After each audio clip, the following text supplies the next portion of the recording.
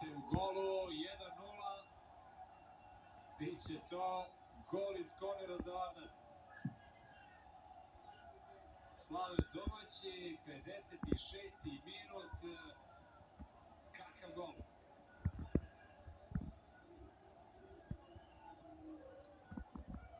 Ajde vidimo to još jedanput. Glišić direktno iz kornera, lepo je zavrnuo.